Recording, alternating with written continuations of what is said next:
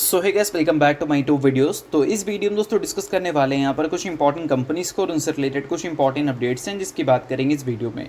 तो चलिए दोस्तों वीडियो की शुरुआत करते हैं। सबसे पहली कंपनी को डिस्कस करते हैं। पहली कंपनी का नाम है इटरनल लिमिटेड। बट इसको डिस्कस करने से पहले दोस्तों, अगर आपने अभी तक चैनल को सब्सक्राइब नहीं किया है तो चैनल को सब्सक्राइब करके बेल आइकन को प्रेस कर लो और मेरे टेलीग्राम चैनल को भी ज्वाइन कर लो, जिसका लिंक आपको डिस्क्रिप्शन में देखने को मिल जाएगा। और दोस्तों एक डिस्क्लेमर भी देना चाहूँगा, जितनी भी कंपनी से रिलेटेड न्यूज़ एंड अपडेट्स हम लोग कवर करेंगे वो सारी न्यूज़ एंड अपडेट्स सिर्फ और सिर्फ एजुकेशन पर्पज़ के लिए, सीखने के लिए है। तो इसको किसी भी तरह का इन्वेस्टमेंट एडवाइस मत समझना, आप खुद से रिसर्च और एनालिसिस भी कर सकते हैं। तो चलिए दोस्तों वीडियो की शुरुआत करते हैं। सबसे पहले बात करते हैं इटरनल से रिलेटेड कुछ इंपॉर्टेंट न्यूज़ एंड अपडेट्स के बारे में। सो दोस्तों आज के दिन इटरनल्स आपको काफ़ी ज़्यादा फोकस में देखने को मिल रही थी। अब इसके पीछे का एक काफ़ी बड़ा रीज़न है। रीज़न क्या है? न्यूज़ है दोस्तों। अब न्यूज़ है कंपनी के बिजनेस से रिलेटेड, जिसकी बात हम लोग करेंगे। बट उससे पहले एक चीज़ समझ लो ताकि आपको उस न्यूज़ को समझने में आसानी हो। अगर कंपनी के बिजनेस सेगमेंट्स को हम देखते हैं तो 2022 का डेटा ये कहता है कि कंपनी का जो टोटल रेवेन्यू था 2022 में, उसका 81% कंपनी को फूड डिलीवरी सेगमेंट से मिला था। बोल सकते हैं जोमेटो से मिला था सिंपल भाषा में। बट 2025 के फाइनेंशियल ईयर का फर्स्ट हाफ का डेटा अगर देखोगे तो टोटल रेवेन्यू जो इसने जनरेट किया था फर्स्ट हाफ में, उसका 44% जोमेटो ने कंट्रीब्यूट करके दिया था। उसके बाद दोस्तों देखने को मिलता है कंपनी का दूसरा बिजनेस, जो कि बोल सकते हैं हाइपर प्योर सप्लाईज़ का है। टोटल रेवेन्यू का 30% ये कंट्रीब्यूट करके दिया था। और तीसरा बिजनेस क्विक कॉमर्स का है, जिसको हम ब्लिंकिट के नाम से जानते हैं। 2022 में ये कुछ भी कंट्रीब्यूट नहीं करता था, बट 2025 के फर्स्ट हाफ में अगर देखोगे तो टोटल रेवेन्यू का 30% ये कंट्रीब्यूट कर रहे हैं। अब नोट करने वाली बात यहाँ पर यह है कि ब्लिंकिट से रिलेटेड एक बड़ी खबर हमें देखने को मिली है, और वो बड़ी खबर मार्केट ने एक्सपेक्ट बिल्कुल भी नहीं किया था। अब देखो दोस्तों, चीज़ें हमें ये देखने को मिल रही है कि इटरनल ने जो Q1 में अपने रेवेन्यू को रिपोर्ट किया, वो रेवेन्यू 7,167 करोड़ था, ठीक है, जिसमें से 2,400 करोड़ ब्लिंकिट ने दिया और 2,261 करोड़ जोमेटो ने दिया। हमने अभी क्या देखा था कि जोमेटो सबसे ज़्यादा कंपनी को रेवेन्यू कंट्रीब्यूट करके देता है, ब्लिंकिट का नंबर सबसे कम है। बट ये डेटा क्या दिखा रहा है कि ब्लिंकिट ने सबसे ज़्यादा कंट्रीब्यूट करके दिया, जोमेटो से भी ज़्यादा। और ये चीज़ मार्केट को काफ़ी ज़्यादा शॉक किया, ठीक है। और ईयर ऑन ईयर बेसिस पे इनके रेवेन्यू ग्रोथ देखोगे तो वो भी हमें 70% से देखने को मिले। भले कंपनी के प्रॉफिट गिरे, बट रेवेन्यू ग्रोथ जो हमें देखने को मिले, उस वजह से कहीं ना कहीं मार्केट सरप्राइज हो गई। और मार्केट सरप्राइज इसलिए भी हो गई क्योंकि ये जो ग्रोथ 70% का कंपनी ने अचीव किया ईयर ऑन ईयर बेसिस पर अपने रेवेन्यू में, इसका एक मेजर कंट्रीब्यूशन जोमेटो से नहीं ब्लिंकिट से आता हुआ दिखा। इसका मतलब ये है कि कंपनी का जो बिजनेस सोर्स है, या सॉरी बोल सकते हैं रेवेन्यू सोर्स है, वो काफ़ी ज़्यादा डाइवर्सिफाइड हो चुकी है। यानी कि रिस्क जो है कंपनी में रेवेन्यू जनरेशन का, वो काफ़ी ज़्यादा कम हो चुका है, ऐसा भी हम बोल सकते हैं। अब देखो दोस्तों, इन सारी चीज़ों के बाद आपको कुछ डेटा भी देखने को मिलता है। यहाँ पर डेटा यहाँ पर ये है कि अगर हम बात करें QC की, यानी कि क्विक कॉमर्स की, तो उसमें जो कंपनी का ग्रॉस ऑर्डर वैल्यू है वो ईयर ऑन ईयर बेसिस पे 140% से ग्रो करता हुआ नज़र आया है। और ये जो ग्रॉस ऑर्डर वैल्यू की जो हम बात कर रहे हैं, इसमें भी ब्लिंकिट का जो नंबर है वो जोमेटो को बीट करता हुआ नज़र आया है, क्योंकि इसके नंबर में हमें ईयर ऑन ईयर बेसिस पे 127% की ग्रोथ देखने को मिली है और Q1Q बेसिस पे 25% की ग्रोथ देखने को मिली है। और कॉन्ट्रीब्यूशंस अगर देखोगे तो 81% का कॉन्ट्रीब्यूशन हमें इनके तरफ से आता हुआ दिखा है। तो अल्टीमेटली एक तरह से बोल सकते हैं कि ब्लिंकिट ने जो जोमेटो को बीट किया है, इस वजह से मार्केट को काफ़ी ज़्यादा अच्छा लगा है जोमेटो या फिर इटरनल्स के Q1 के नंबर्स की अगर हम बात करें तो इन्हीं सारी चीज़ों के बेसिस पे आज के दिन आपको ये कंपनी फोकस में रहती हुई दिखी है। बट हाँ, इन सारी चीज़ों के बेसिस पे आप किसी भी तरह का रिकमेंडेशन मत समझना, आप खुद से रिसर्च और एनालिसिस भी कर सकते हैं। तो अब दोस्तों वीडियो में आगे बढ़ने से पहले बात कर लेते हैं एक टेलीग्राम चैनल के बारे में, जो कि सेबी रजिस्टर्ड टेलीग्राम चैनल है, जिसका नाम है ट्रेडर पाजी। इनका रजिस्ट्रेशन नंबर आप यहाँ पर नोट कर सकते हैं। 8 साल से भी ज़्यादा का एक्सपीरियंस है इनको ऑप्शन एंड स्विंग ट्रेडिंग में, और 3000 से भी ज़्यादा लोगों को ये ट्रेन कर चुके हैं, जो कि ऑप्शन एंड स्विंग ट्रेडिंग में ही है। तो इनके टेलीग्राम चैनल का लिंक आपको डिस्क्रिप्शन में देखने को मिलेगा, जिसको चाहो तो आप ज्वाइन कर सकते हो।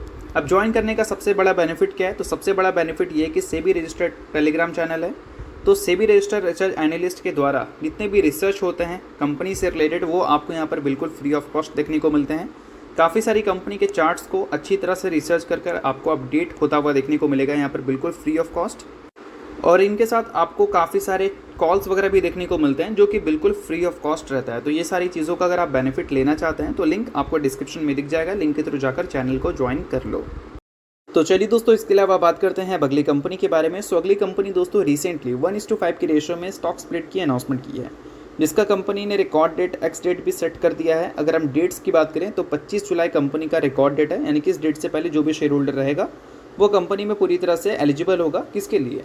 ये स्प्लिट के लिए। अब ये कंपनी का नाम क्या है भाई? तो कंपनी का नाम है केल्टॉन टेक्नोलॉजी सॉल्यूशन लिमिटेड। सो अगर आप इस कंपनी के शेयर होल्डर हैं तो बेशक आप इस न्यूज़ को नोट कर सकते हैं। शेयर होल्डर नहीं है, इग्नोर भी कर सकते हैं, न्यूज़ थी इस वजह से मैंने बता दिया।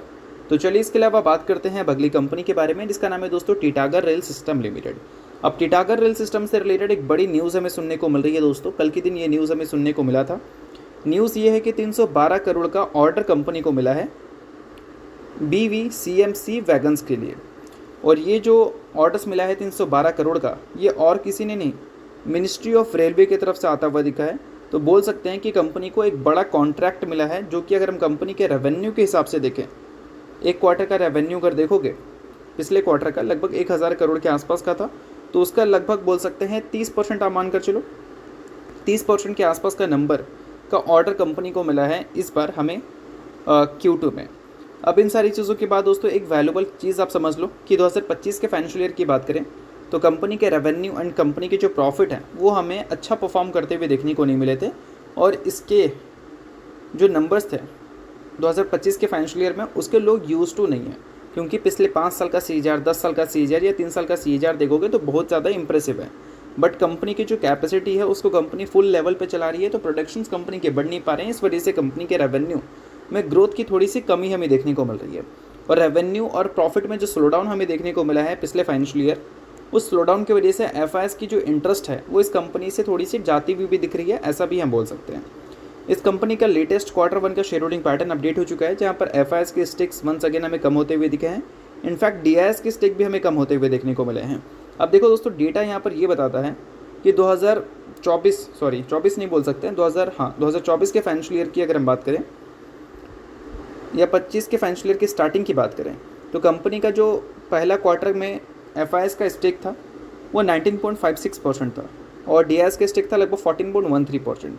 अब उससे कंपैरिजन करो इस नंबर को, FIS लगभग 10% स्टेक अपना कम कर चुकी है और DIS ऑलमोस्ट 4% के आसपास अपने स्टेक को कम कर चुकी है। और वो स्टेक गया कहाँ है? तो गया है पब्लिक के पास, जो कि पहले 25% स्टेक ऑन करती थी और अभी के टाइम पे अगर देखोगे तो 38% स्टेक ऑन करती है। मतलब बोल सकते हैं कि FIS और DIS के हिसाब से कंपनी में आपको ग्रोथ की थोड़ी सी कमी देखने को मिल रही है और इस वजह से कन्विक्शंस उनका लो हुआ है।